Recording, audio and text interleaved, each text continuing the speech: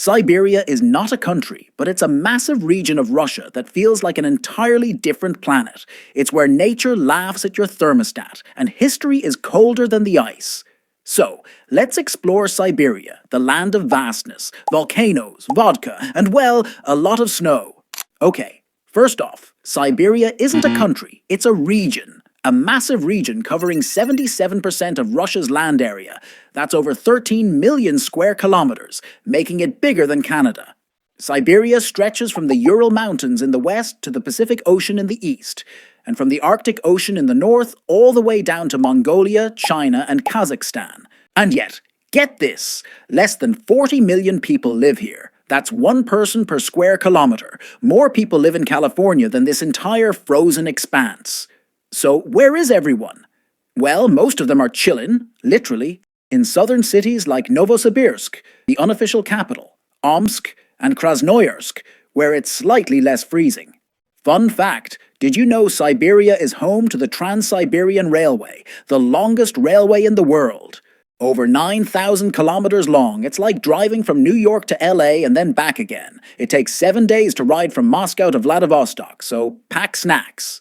Alright, let's talk terrain. Siberia has everything. Flat plains? Check. Towering mountains? Double check. Volcanoes? Yep, we've got those too. First, there's the West Siberian Plain, one of the flattest places on Earth, like you could nap on it and wake up in the same spot 300 kilometers later. Then we have the Central Siberian Plateau, which transitions into mountains like the Altai, Altai and Verkhoyansk ranges. Oh, and don't forget Klyuchevskaya Sopka, the tallest active volcano in all of Eurasia, standing at 4,750 meters. You can actually watch it spew lava.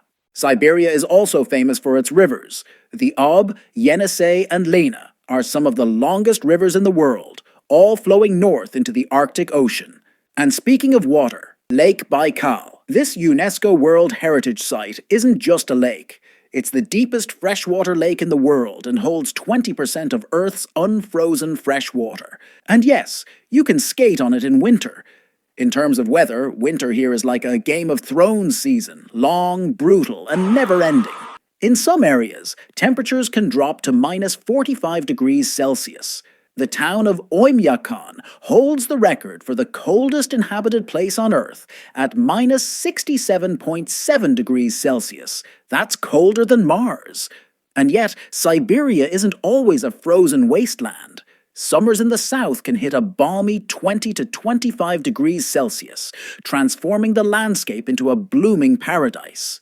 Siberia is home to about 36 different indigenous groups, including the Yakuts, Evenki, and Chukchi. These people have been thriving here for centuries, herding reindeer, fishing, and somehow surviving this extreme environment.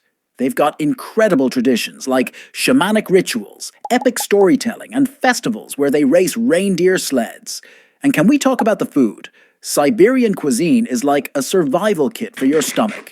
There's pelmeni, meat dumplings you can eat frozen or boiled, and stroganina, which is basically sashimi, but make it Arctic. They also love tea, vodka, and anything that warms you up from the inside out.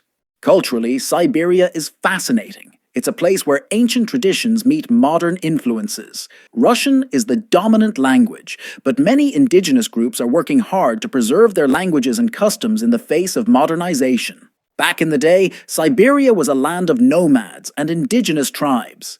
Then, in the late 16th century, the Russian Empire expanded eastward, conquering the Khanate of Sibir.